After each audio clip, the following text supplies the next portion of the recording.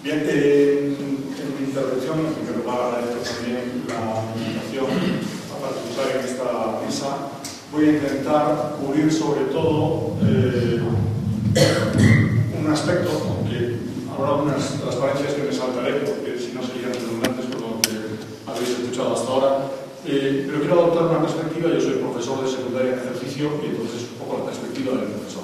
He trabajado bastante directamente en lo que han sido las fases en colaboración con el INEX, el Instituto Nacional de Calidad y Evaluación del Sistema Educativo, en lo que ha sido la actuación posterior, las consecuencias que se querían, basado el boom de la prensa, etcétera, que los efectos que se pretendían entre los profesores y los centros docentes. Y en parte me referiré a eso. Además, porque es lo que me correspondía dentro del planteamiento global, hablaré del tipo de estructura de pruebas y pondré algunos ejemplos. Como soy de matemáticas, me permitirá que los ejemplos que ponga sean de la evaluación de PISA 2003, que estuvo centrada, como nos han indicado, en precisamente las matemáticas. Bien, características de PISA. La participación española estuvo la coordina el INEXE. En la de 2003, que es una que yo me voy a referir fundamentalmente, participaban las 17 comunidades autónomas, un total de 10.761 alumnos y 373 centros. En la de 2006, como se amplió la muestra en muchas comunidades autónomas, hasta 10, y solamente habían ampliado la muestra en la de 2003, que es la que se centró en matemáticas, 3 comunidades autónomas, evidentemente la participación en centros ha sido algo mayor. En los datos que yo pondré, siempre nos referiremos a las de 2003, que las comunidades autónomas que ampliaron eran muchas menos, eran Castilla y León, Cataluña y el País Vasco. El enfoque no curricular, que ya se ha comentado, se centra fundamentalmente en el concepto de competencia, concepto que, por cierto, a raíz de la aprobación de la última ley de educación, la última hasta ahora, porque esto nunca se puede decir, sobre todo cuando hay un cambio de gobierno reciente, es un concepto que ha pasado, tomado, como sabéis, el concepto de competencia proviene del campo profesional, está vinculado inicialmente a la formación profesional, sea del tipo que sea, incluso a la formación profesional, digamos, universitaria, la cualificación de los futuros profesionales en cualquier ámbito. Y la novedad de PISA es que, evidentemente, si alguien quiere evaluar cuáles son los resultados en cuanto a conocimientos de matemáticas de los alumnos de unos países que ocupan una zona geográfica tan amplia como la que estábamos viendo en el mapa que nos han mostrado antes, hay una dificultad inicial, que es que los currículos son muy distintos y que probablemente, si se hace a través de la intersección de lo que resultara común, pues se podría preguntar de relativamente pocas cosas. Aún en matemáticas podría ser más amplio, en otros campos podría ser incluso menor, en los ámbitos curriculares.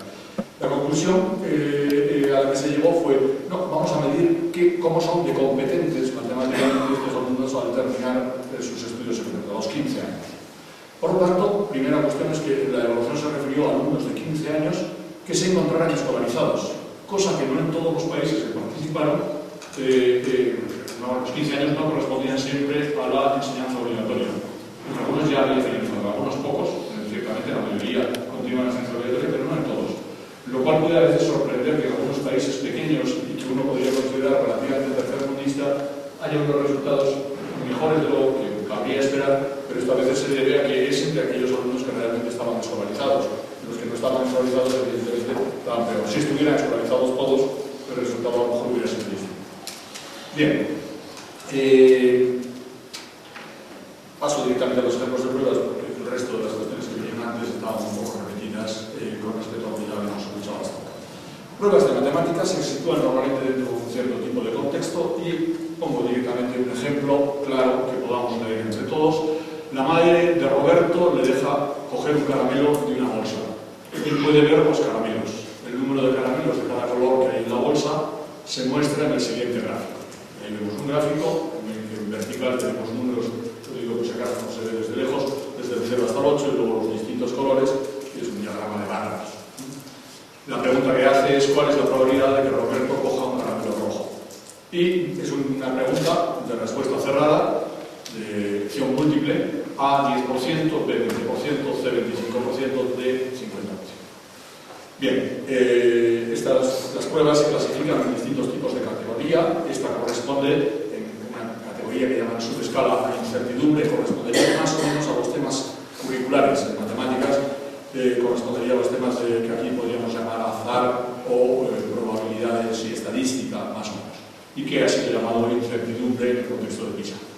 Luego describe el contexto en el cual se produce este problema. Esta es una situación de un contexto personal, también había otros contextos, como un contexto laboral, un contexto profesional, etcétera, distintos tipos de situaciones. Y el tipo de destreza que se exige, que es reproducción. Se supone que únicamente tiene que saber reproducir un proceso más o menos algorítmico que ha aprendido, con una cierta precisión. Los resultados en la OCDE eran 50,2, España en esta prueba tuvo 42,1, Castilla y León 45,8, Cataluña 45,2 y el País Vasco 49,6. Luego hablaremos un poco de cómo se puntúa. Pongo algún ejemplo de prueba. Esta entraba dentro de una especie de contexto. Las pruebas siempre se plantean dentro de un contexto un poco más amplio. Es decir, una especie de único enunciado, que en este caso era carpintero, que con una parte común luego hace distintos tipos de preguntas dentro de ese mismo contexto. Digamos, es una especie de pequeña colección de problemas agrupada dentro de un contexto global. Este dice, un carpintero tiene 32 metros de madera y quiere construir una pequeña valla alrededor de un parterre en el jardín. Está considerando los siguientes diseños de parterre. Y ven por los dibujos que están ahí. Con las medidas que aquí se marcan en anchura siempre son 10 metros y en vertical son 6 metros.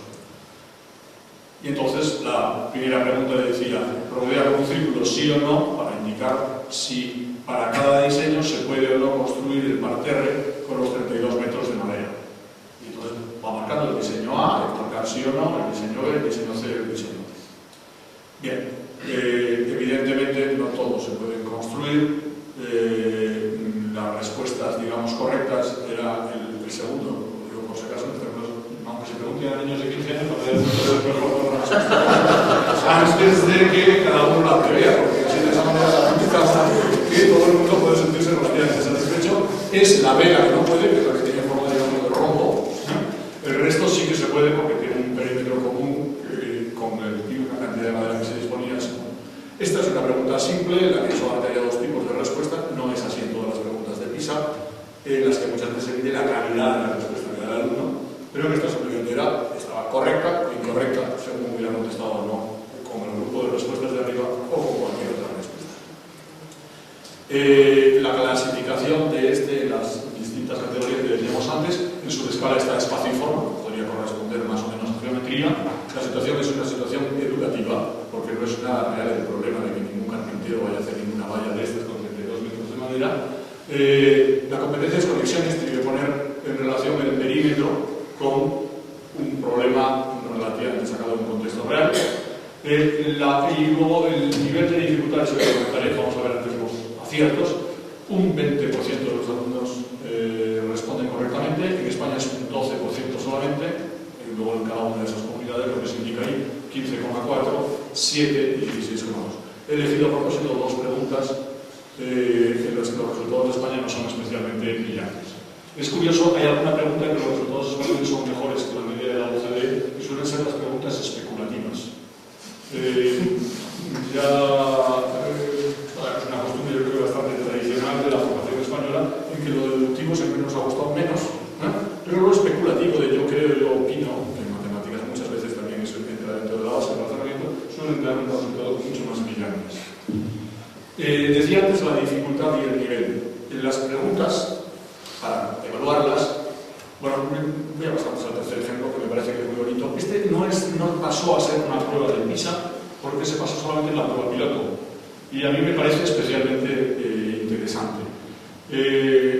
Sobre todo por los resultados que tuvieron los alumnos. La pregunta dice, aquí ves una fotografía, no se ve excesivamente bien, de una casa de campo con un tejado en forma de pirámide. Debajo hay un modelo matemático del tejado de la casa con las medidas correspondientes.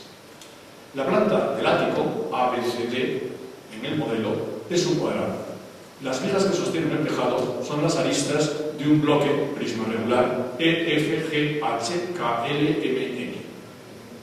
E es el punto medio de AT, F es el punto medio de BT, G es el punto medio de CT y H es el punto medio de DT. Todas las aristas de la pirámide tienen 12 metros de longitud. Hasta ahí es el enunciado. Ahora viene la pregunta. Y dice, pregunta, calcula el área de la planta del ático. Bueno, el área de la planta del ático, si os fijáis, es un cuadrado que tiene de lado 12.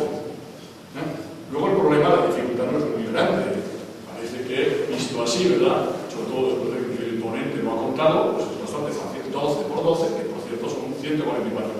Bien, pero el resultado en España es del 28,6% y en la OCDE del 61%.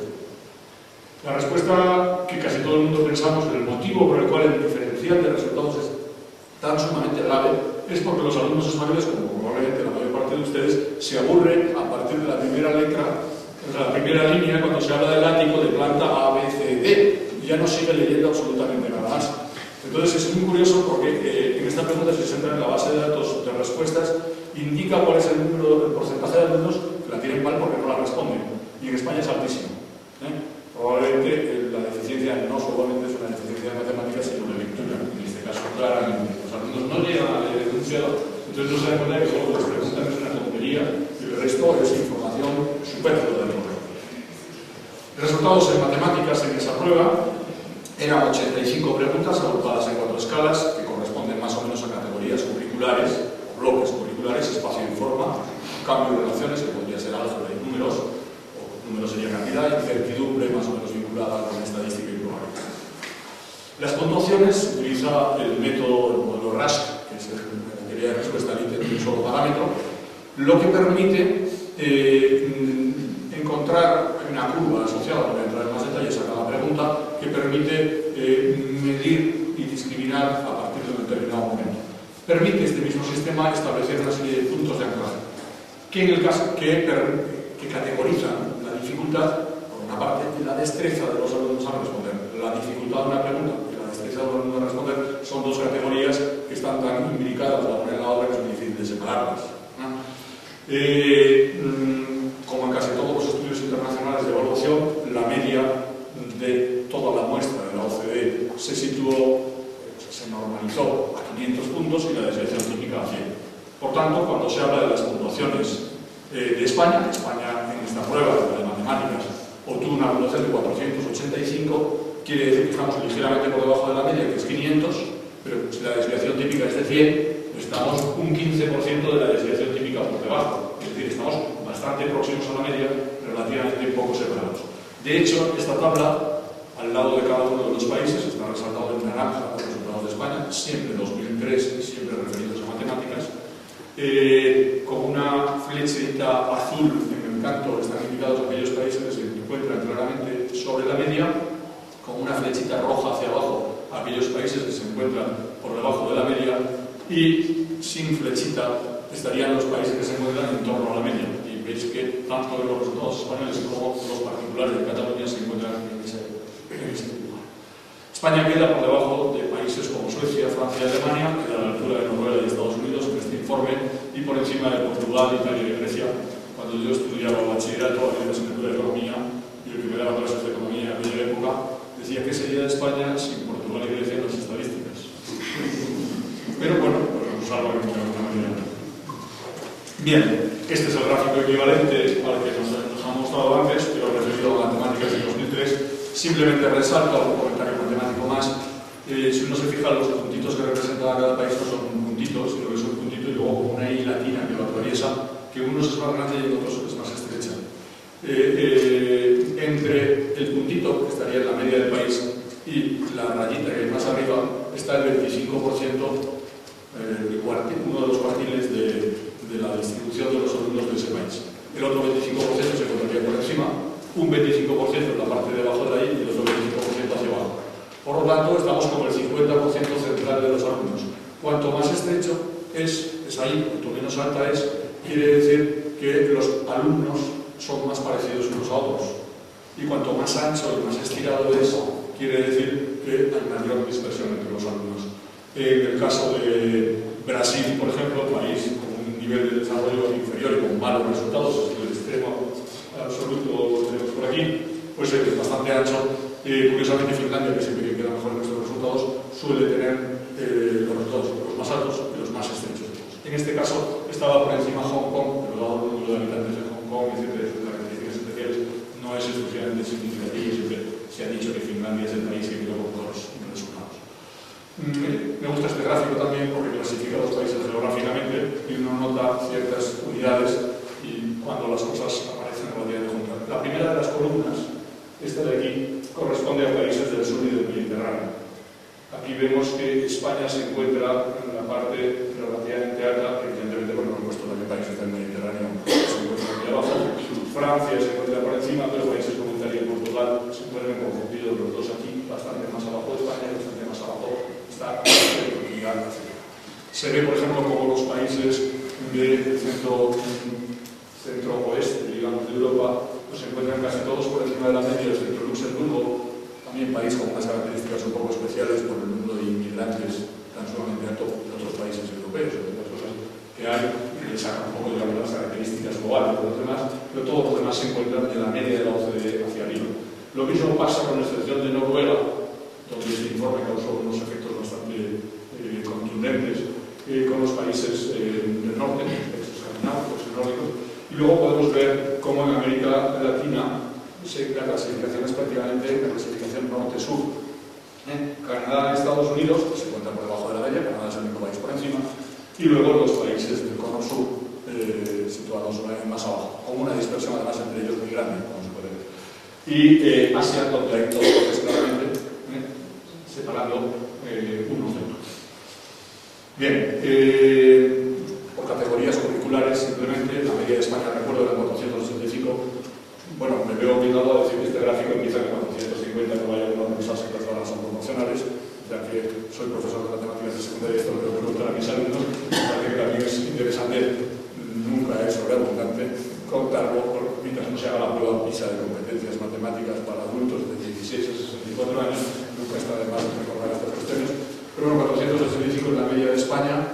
En espacio informe, en geometría estamos un poco peor en cantidad, es decir, las cosas vinculadas más a la aritmética, etcétera, estamos bien. Y sorprendente para el poco énfasis que se le da en general en nuestra formación a la probabilidad de incertidumbre, los resultados son relativamente más altos con respecto a otras categorías. Un poco porque el sentido común y un sentido bastante oralista en la formación española hace que especular sobre si esto es más probable o no, por sentido común lo saquen, aunque sus conocimientos en ese campo no sean impresionantes. Esto permitió clasificar en esta serie de niveles porque se encontró cada nivel se define de una manera muy precisa. Un alumno se sitúa en un nivel o una línea de corte, que puntuación sirve para marcar un nivel, si los alumnos que se encuentran encima de esa barrera saben contestar al 62% de las preguntas de niveles inferiores y al menos al 50% de las del propio nivel en el que se encuentran. Con eso se pueden definir y buscar. En otras materias han salido menos puntos de anclaje, menos divisiones, pero aquí se puede clasificar en estas 6 categorías. Para ser políticamente correctos no se empieza desde el nivel 0, sino el nivel inferior al 1, luego el 1, el 2, el 3, el 4, el 5 y el 6, y salen por lo tanto 7 niveles distintos. Bien, me gusta esta gráfica especialmente por una cosa. La distribución, como veis, por niveles de los alumnos, en verde están la media de la OCDE y en amarillo están los españoles. Los dos hacen una campana de Gauss, una distribución normal, pero como se puede ver, la verde está ligeramente desplazado hacia la parte más positiva del eje, es decir, hacia la derecha, mientras que la nuestra, la amarilla, está más. Pero si nos fijamos en los niveles centrales, el nivel 2 y 3, esto va en relación con lo que se decía antes de la equidad, los resultados en España son, el porcentaje de alumnos que se encuentran en cada uno de estos niveles es más alto. Es decir, tenemos en los dos niveles centrales más altos. Incluso el nivel anterior, el nivel 1 también es más alto. Y entonces esto hace que nuestra campana sea un poco más apuntada hacia el medio, es decir, nuestra desviación típica es menor, por lo tanto los resultados están más cercanos al medio. Este es el gráfico equivalente de matemáticas del año anterior, también con respecto, este está asociado no al nivel socioeconómico y cultural, sino al Producto Interior Bruto per cápita. Entonces, si tomamos en el eje de las X el Producto Interior Bruto per cápita, y en el eje de las Y los resultados de PISA, y calculamos la recta de regresión, pues vemos que España se encuentra aproximadamente en la recta de regresión, un pelín por debajo. Pero esto querría decir que para la riqueza que tenemos, pues estamos donde nos correspondería estar. Si lo hacemos con el nivel socioeconómico y cultural, en 2003 veis que tanto las 3 comunidades autónomas, resaltadas en amarillo, como los resultados mismos de España se encuentran por encima de esa recta de regresión. Es decir, tenemos resultados un poco mejores que lo que correspondería a nuestro nivel cultural. Hay aquí una interpretación, y es que nuestro nivel cultural era muy bajo hasta un determinado momento y se ha producido un cierto desarrollo posterior más grande. Es decir, España se ha desarrollado culturalmente en relativamente pocos años. El efecto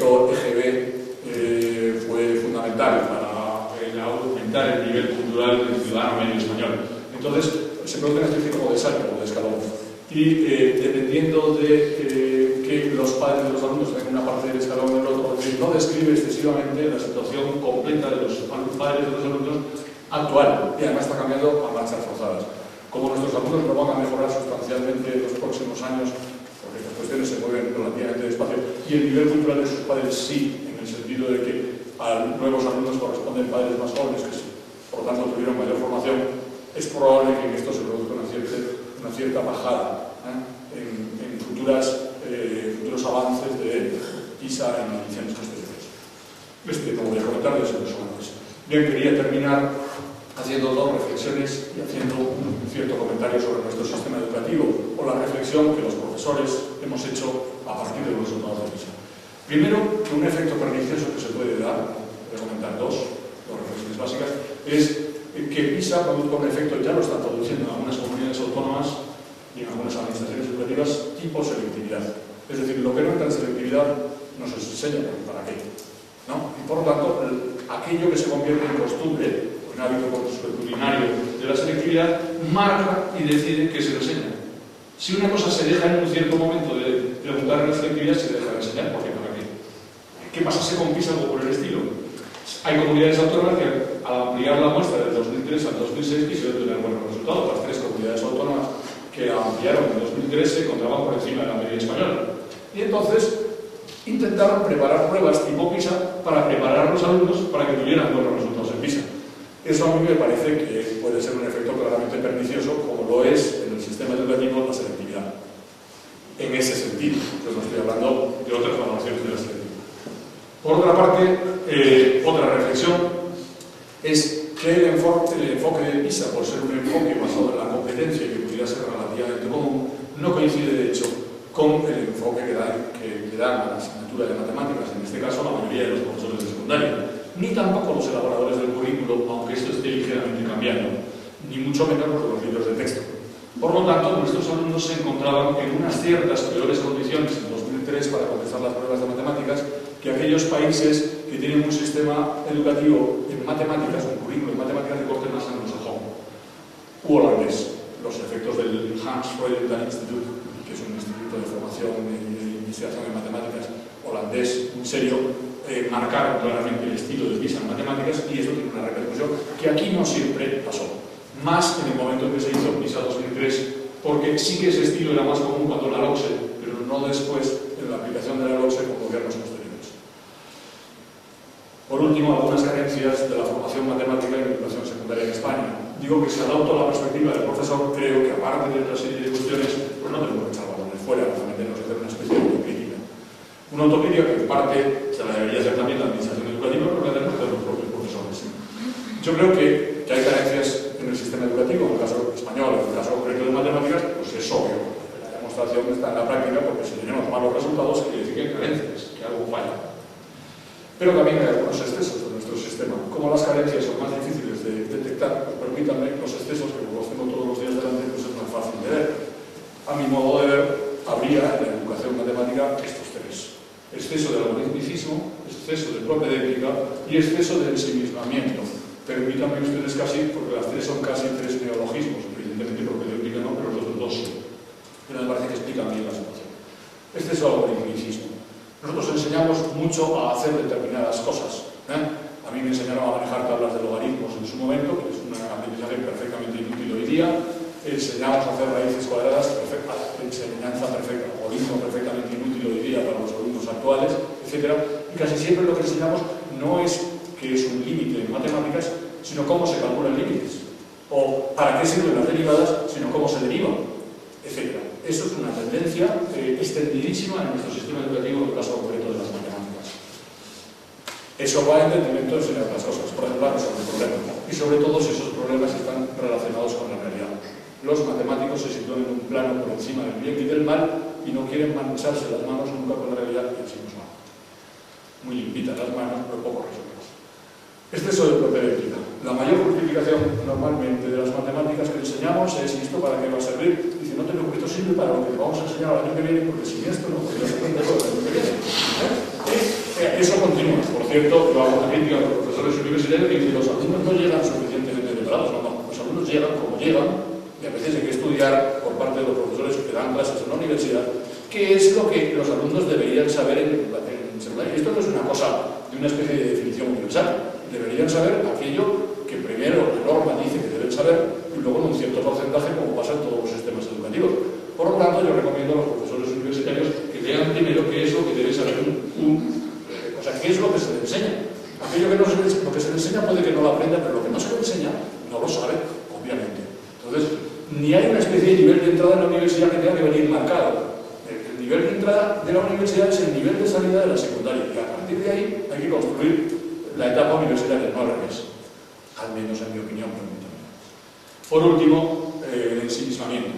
El 80% de los ejercicios que se plantean en clase de matemáticas son ejercicios de matemáticas.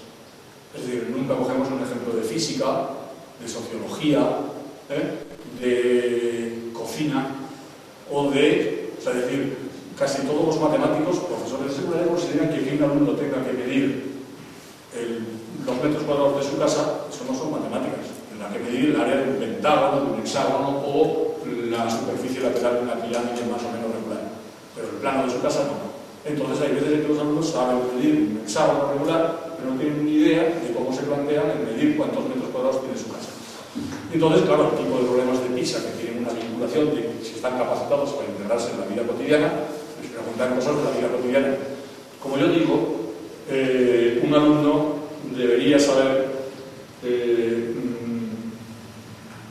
un alumno que vive en Madrid, si le interesa un mes concreto que tiene unos cuantos, que tiene un puente o un festivo, y además él que va a clases por la mañana y por la tarde va a jugar al baloncesto en un determinado sitio y a veces por fin de semana va al cine.